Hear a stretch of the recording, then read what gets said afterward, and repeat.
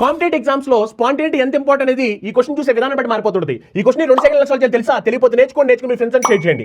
If tan θ equal to 5/9 then 18 sin θ minus cos θ divide by 9 sin θ plus 11 cos θ equal to ఎంత అన్నారు. ఇప్పుడు నేనేం చేయబోతున్నానంటే న్యూమరేటర్ లో డినామినేటర్ లో cos θ తో డివైడ్ చేయబోతున్నాను. ఎప్పుడైతే నేను న్యూమరేటర్ ని డినామినేటర్ ని cos θ తో డివైడ్ చేస్తానో అప్పుడు ఏమవుతుందంటే ఇది 18 sin θ by cos θ minus 7 cos θ by cos θ divide by 9 sin θ by cos θ plus 11 cos θ by cos θ అవుతుంది. ఇప్పుడు చూడండి sin θ బై cos θ అంటే దీని వాల్యూ ఎంత?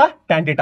అలానే cos θ బై cos θ అంటే 1. నెక్స్ట్ sin θ బై cos θ అంటే దీని వాల్యూ ఎంత? tan θ. Next cos θ by cos θ అంటే 1. ఇప్పుడు tan θ ప్లస్ సబ్స్టిట్యూట్ చేసుకోవచ్చు కదా. సబ్స్టిట్యూట్ చేస్తే 18 ఇంటూ 5/9 మైనస్ 7 ఇంటూ 1 అంటే 7 డివైడ్ బై 9 ఇంటూ tan θ అంటే ఎంత? 5/9 ప్లస్ 11. అవునా కదా? ఇప్పుడు ఒకసారి దీన్ని సింప్లిఫై చేయండి. 89 లో 2 టైమ్స్ క్యాన్సిల్ అయిపోతుంది. 9 లో 1 టైమ్స్ క్యాన్సిల్ అయిపోతుంది. 2 ఇంటూ 5 అంటే 10. 10 మైనస్ 7 అంటే ఎంత? 3 డివైడ్ బై 5 ప్లస్ 11 అంటే ఎంత? 16. అంటే దీనికి ఆన్సర్ ఎంత? 3/16. ఇలాంటిది ఇంకో క్వశ్చన్ కనిపిస్తుంది. ఈ క్వశ్చన్ ఆన్సర్ ఏమొస్తుంది వెంటనే కామెంట్ చేయండి.